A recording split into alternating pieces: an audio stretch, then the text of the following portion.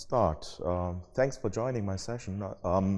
It's called Advanced Oomph Setup Authoring, and I want to tell you how to write Oomph Setup to create your workspace setups with this great tool called Oomph. And I'm very happy to have Ed Merckx, the author of Oomph, here in the audience. I don't think that you can learn anything, but you can always explain when I'm doing something wrong here. So I'm. Yeah, this is giving some pressure. I'm a user of Oomph, so that's also also good. Actually, I'm responsible to write the Oomph setup for the Xtext project, and I think this is also one of the more advanced setups at Eclipse. And I want to show you, what you can learn from existing setups. So first, let's have a look how a typical setup looks like. Maybe first the question, who has ever wrote an Oomph setup? Okay, that's, many of you, okay, cool. So let's see what you can take of that. For the others, it's around the half that did not offer an Oomph setup. Let's have a look.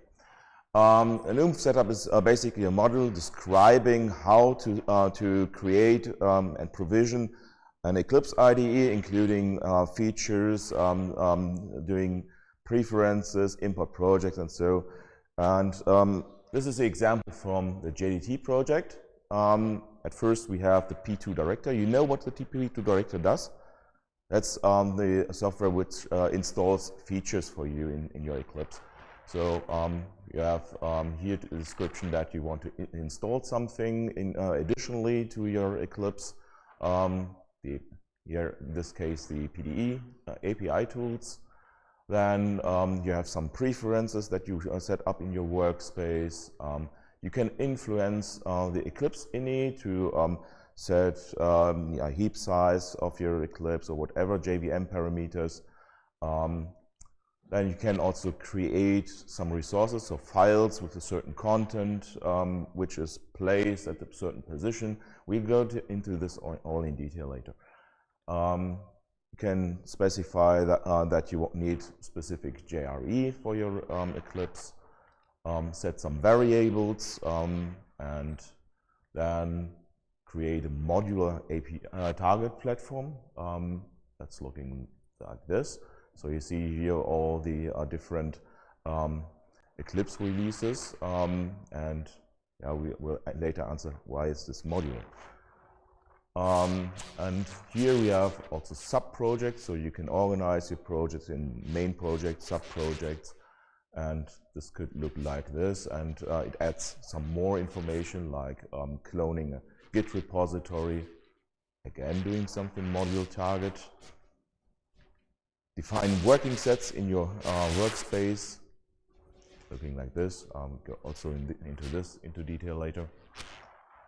And then we define streams. And let's talk about all these things now.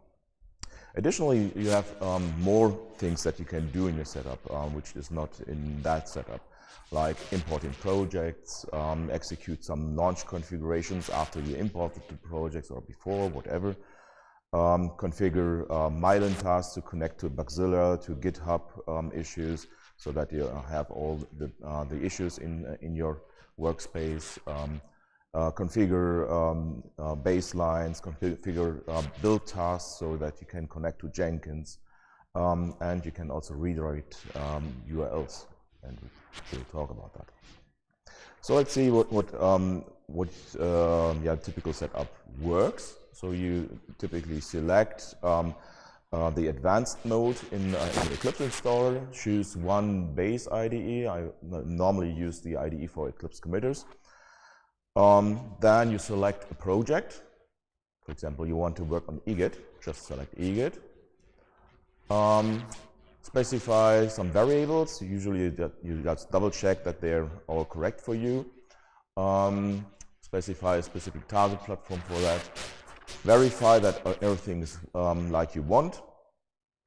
Then press finish, take a coffee, and after some minutes you have a workspace, you have a new IDE with a workspace, and everything is green, or at least yellow with the warning bubbles. That's normal, but yeah, that's simple. So let's go a little bit advanced. My platform workspace, Eclipse platform workspace, looks like this. You see all the things here on the left side, and that's not files, these are just the working sets. And in working sets, they are projects, and in projects, they are all the files. So it's really, really large workspace that I've set up. And yeah, it worked pretty well with Oomph. It has some issues. What I did to set up this workspace is not select one project. Okay, the resolution is very, very bad. But you can imagine that, yeah, I'm selecting JDT, PDE, PDE tools, SWT, Equinox, Oomph, EMF, and all these projects I've selected. Yes. Then the very to be arranged. cool. But okay, it scrolls down. There are plenty of repositories to clone. You have to select the target platform. By default, it says here EGIT 4.6.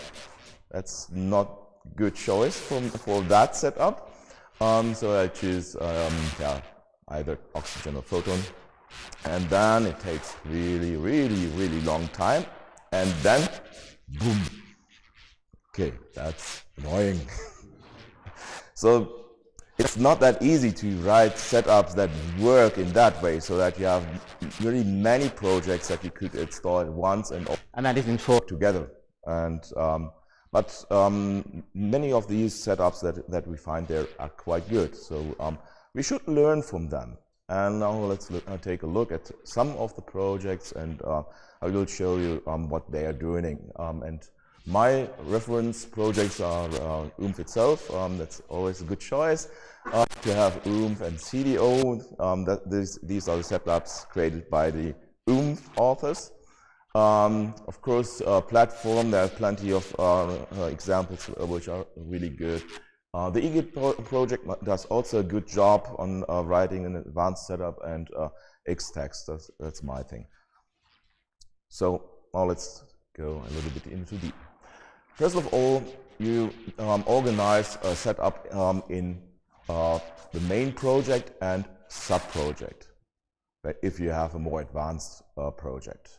So think about what can be done for all projects and what is specific to a sub-project.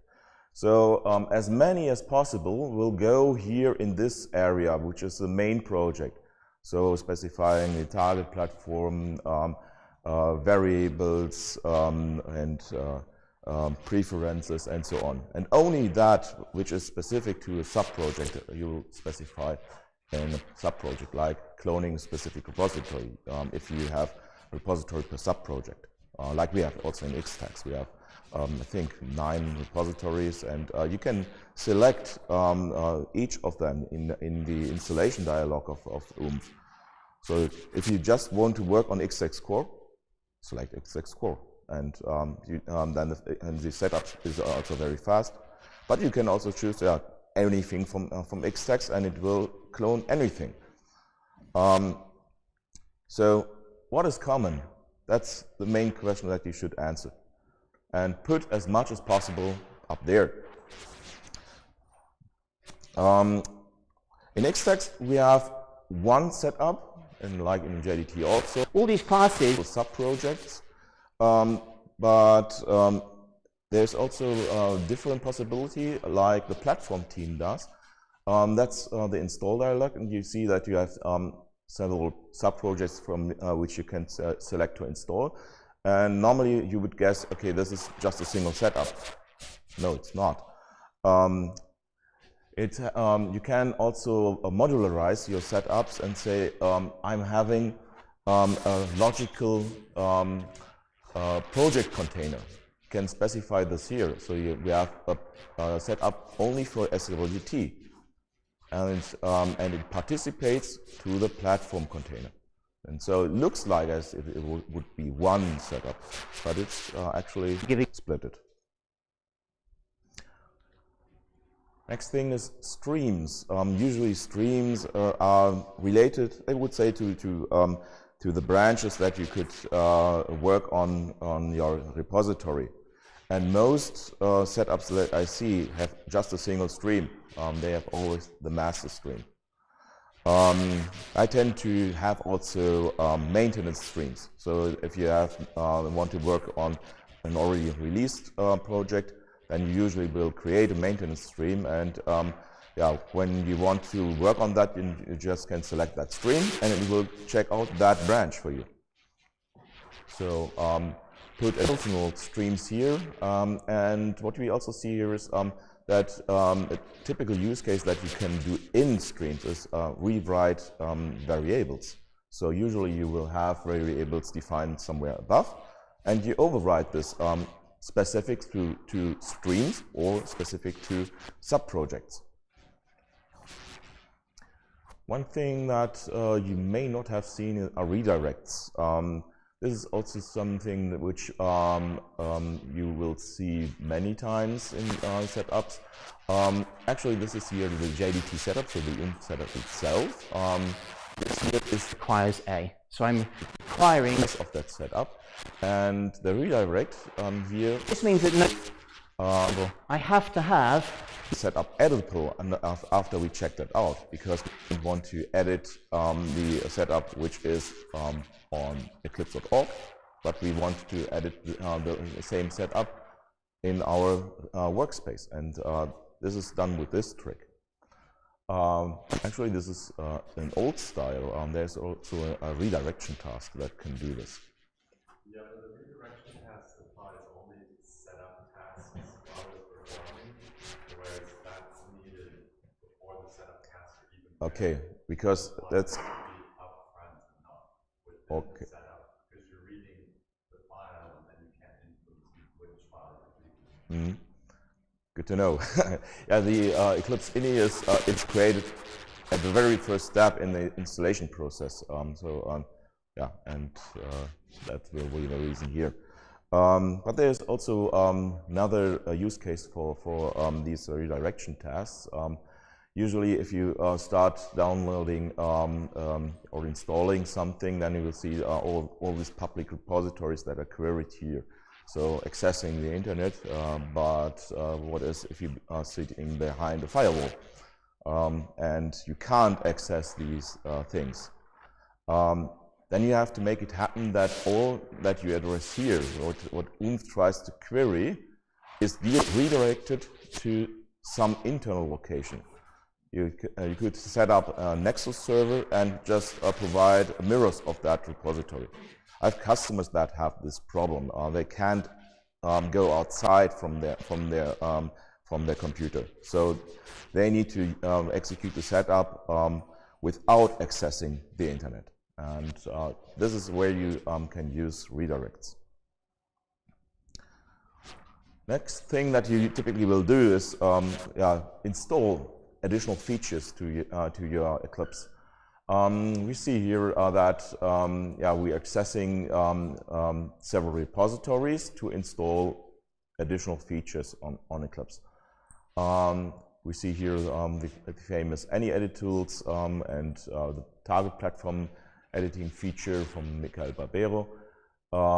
And special thing is here, they're marked optional, so it's not mandatory to install these tools. For the case that one of these repositories is broken, then the setup will still perform when you mark them as optional. But it's a matter of taste. If you really want to have tools in your setup, in the setup that all the users of your setup will have, there are other means to do this.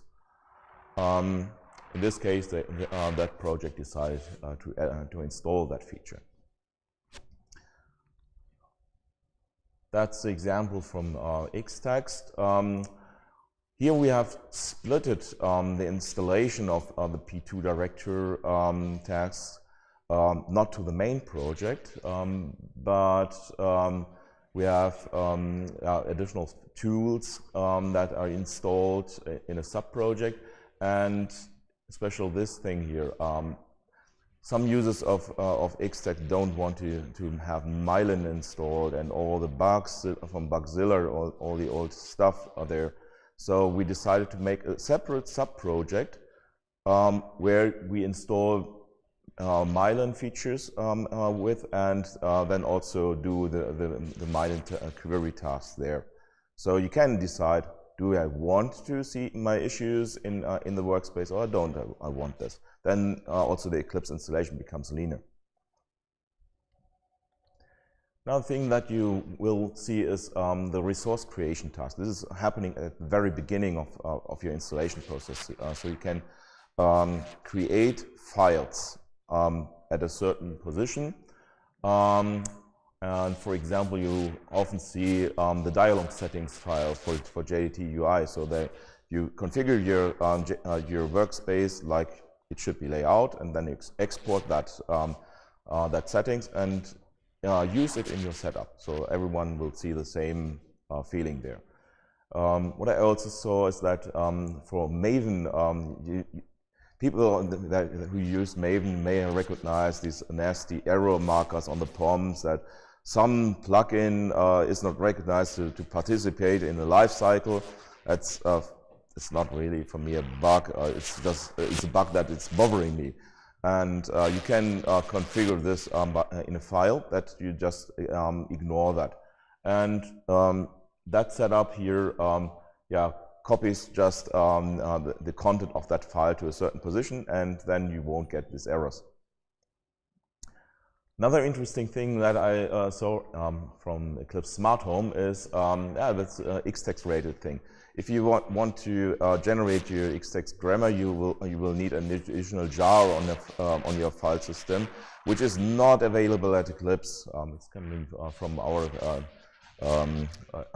servers, and it must be at a certain position. And you can actually use resource copy and specify an HTTP URL to download a file to some location to a workspace.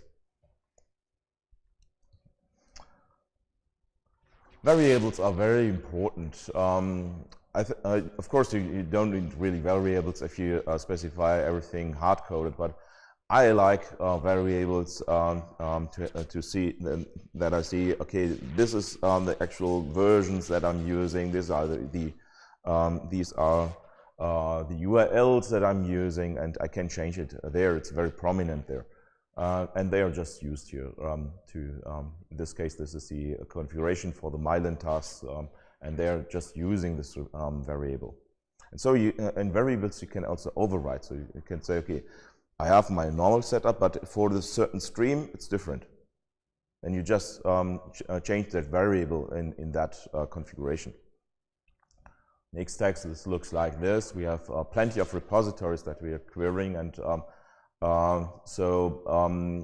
we define all these repositories as variables. We also specify versions here, and this is how you could use variables. The target platform is very important if you develop on Eclipse plugins, and there are two ways to write target platforms. The one thing is modular target platforms. And that you know that you can, of course, define target platform definitions, and Oomph also allows to use target platform definition files. The eGit project does this, which is also causing the trouble if you want to have a workspace with eGit and others, because the modular target platform, that's your friend there. Modular because you can be modules, and all the projects that you're collecting for your setup, they build up one single target platform later. And the typical thing how modular target looks like is that you have a so-called targetlet. They contain repository lists for all the Eclipse releases. You can also extend this. In the Xtext setup, we have changed this because we also need target platforms for staging repositories, and we don't have that by default here in that setup. These These repository lists are inherited from parent project, and it usually just contains the release trains, so until Photon. But if we want to have a setup with Photon staging repositories, then we have to do something and then look at Xtext. What we also see here is what's with Oxygen and Photon. No, it's not here, and that's quite a nasty thing. Recently, there was someone who tried to work on SWT and just executed the Oomph setup for SWT, and it was broken because they were not prepared for Photon. You could not select, of course you could select Photon as a target platform, but then everything is broken because the setup was not prepared for that. And so every setup actually has really per release to add an additional repository list to make this work. Maybe this is something you can think about if there could be something like latest or so that not all the setups have to be changed when a new release is coming out. Yeah, so you have to take care of that.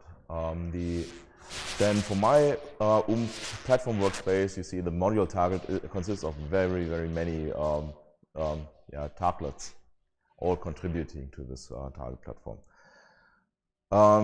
And that's not easy either, then because often you have the effect that when you execute that you will fail, and you have to really read what is the missing requirement, and sometimes it's indicating that the setups are not correct, you have to check that. It's really cumbersome to make this really work with many projects at once. In this case, it says, okay, here's JDT. It requires a project which is called JDI test plain project. And I didn't find that. Actually, I did not find that in the whole repository. So seems to be a bug in a JDT setup.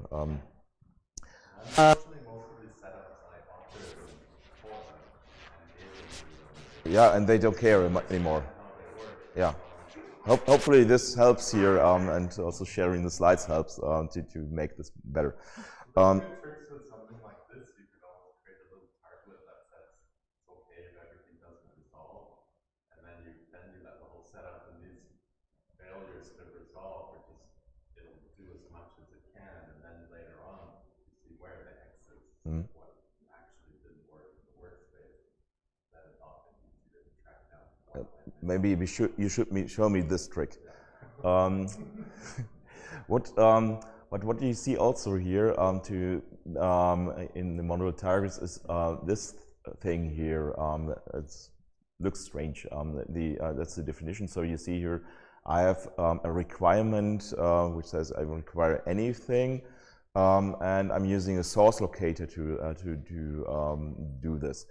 What this does is the source locator is scanning the file system, so the repository. In this case, locating nested projects, so it searches for projects, and whenever it finds something where it can derive IU coordinates from, then it will add this to the target platform. So this way you can add projects that are in your workspace to the target platform. So Oomph is basically inducing a P2 repository from your Git repository. And the targets, when they do a resolution, they're treating their Git repositories as if they've been built and published to a P2 update site. And this star operator is something that you built, Ed. I talked with Ike, he said, I did not like that. In CDO, the requirements are listed one by one. List them explicitly, and it's easy to generate that list, but if you add a new thing, then you have to maintain this stuff, yeah. But the wild card says I want everything in the repo, and that's usually what we want. Yeah, Ike said that it would locate in CDO also projects that I don't want to be part of the target platform. So, and therefore you list this one by one. But the easiest way, of course, is if it's fine, just use the star operator. You should take care of preferences. What preferences do you want to that are set for the workspace? And there are some tools that can help you to create the preference task in your setup. Otherwise, it would be really it's hard to write one preference by the other. Here's the recorder. So when you press this bubble here and then change some preference in your workspace preferences, then Oomph will recognize this and put this into your setup. That's a nice thing. The other button here, this is also interesting, is import preferences. So you have good workspace. You know that you can export a preference file, and then you can use this dialog to select some of them. You can do this by filters and say, okay, I want to show white space characters. That's the preference that I want to in my setup, and then take this over. That's quite nice. So, which preferences should you usually consider for workspace setup? Let's have a look a little bit at what we do in Xtext. Some of them. One of the most important things, encoding. Do a workspace encoding. Agree on one, and UTF-8 is usually a good choice. On Windows machines, you have default Windows 1252. You import a project without any preference, and you start creating new resources, and they are wrongly encoded. Horrible. Someone types a German name into it. Yeah. Actually, for workspace, for file encoding, and the other thing is new lines. What is the new line format for your created files? Is it Unix style or Windows style? This should be also something that you configure. And actually, I'm also a friend of making this project specific, so that you check this in for each and every project, and don't rely on the fact that you set up your project with Oomph. If you don't do that, yeah, you don't have the preferences and may create wrong encoded files. Also important is JDT settings, which compiler version you want to set, and so yeah, that's also one important thing. You should consider to configure content types. That's strange. Why? Actually, I want to show you why. This is a screenshot from the Yorkit profiler doing a text search on a large workspace, and these red things are blocking things. So actually, there is code that is executing during text search, which are blocking the threads during the search. And I looked into this, and actually it's here somewhere, you can't read this. It tries to figure out if a certain file that is now scans has binary content. If you have a content type defined for that file extension, then it can decide this up front. So it says, okay, this is a text file, and I can evaluate that.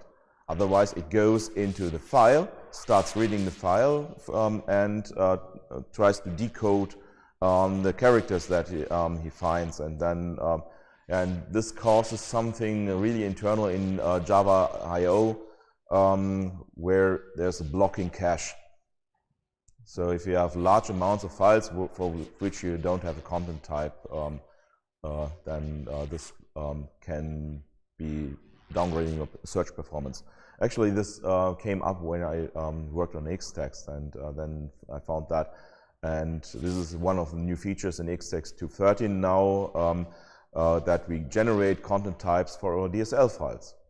And of course, yeah, for all the existing file formats that we have. So especially for extend files, this was game changer, because I have large amounts of extend files in my workspace, and they're slowly searched. So also interesting here from EMF, you can import formatting settings. That's also good. Each project has different ideas how to format code. And if you have a certain format profile, then you can just use the preference settings here and import that settings. You can also specify that you don't want to have this as global preferences, but user preferences. Store it differently in a user setup. Correct me if I'm wrong. So by this annotation, it goes to the user space, right? It has to be in your user.setup scope. But these kind of marker structures can end up in any kind of setup. Recorder usually records it. Everything that you see on here in the project setup, any of those things could be the user setup. You can, like a P2 task to always install PI plugin. But it's not from the annotation. It's from being in the user setup. Okay, thanks. Next, working sets, dynamic working sets. That's a nice feature. You usually, if you have many projects, then you want to organize them into core projects, test projects, UI projects, whatever. And this you can nicely define with dynamic working sets. You have different options here. So you see, okay, platform UI is all the repositories, all the projects that are in the same repository as one of the projects in that. Yeah, I know. Excluding other projects that are contained in other working sets. So this you can define. And you see, this is another setup. It looks nearly the same. So you can just look at this. And that's all the options that you can do. You can create and expression. You can say this and this and this, or expression, not expression. Say must be in a certain repository, must be at a certain location, must have a certain nature, must have configured the builder, whatever. Very rarely you have to specify an order that something has to happen before. Usually Oomph does a good job on that, and the orders are normally good. But sometimes it's necessary that you say, this has to happen before the other thing. And then you can also say, okay, specify a predecessor of my task. You know, Oomph is working well with Git. What about subversion? If you, I have customers who still are using subversion, and there's no subversion import task. There's a trick doing this. You can specify team project sets and export the team project set. Copy this to a resource creation task, put this into a certain location then, and then you can say, okay, importing that team project set, and then automatically Oomph will also import that from subversion. You can specify the issue trigger, so Mylan tasks, queries, either for Bugzilla or also for GitHub. And when you do this, then all the tasks will be in your workspace.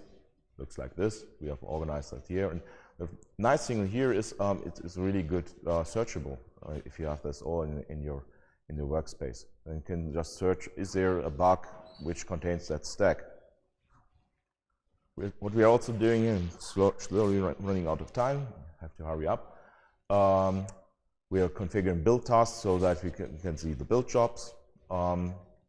Same is done here for EMF CEO. So connect to Jenkins. You can even trigger then the builds from there. You can see the build screen. You can re-trigger the build. That's nice. And okay, that's a small thing. You will recognize that some setups are having a nice icon, and that's a trick to do this. You have a branding info annotation, and then you can specify an image UI for that. You can specify that not only a project setup, you have user and other setups. What is this used for? Let's take a look at my user setup. I'm always installing YorkIt. So that's nothing that I want to add to a project setup and force other people to install YorkIt. But I always have the YorkIt extension there. And this I can specify in the user setup and is taken care of. The workspace setup I'm using to add additional things to my target platform, like the Xtext SDK to my platform target project. So this therefore you can use the workspace setup or the installation setup where you like. Okay, I think I ran out of time actually.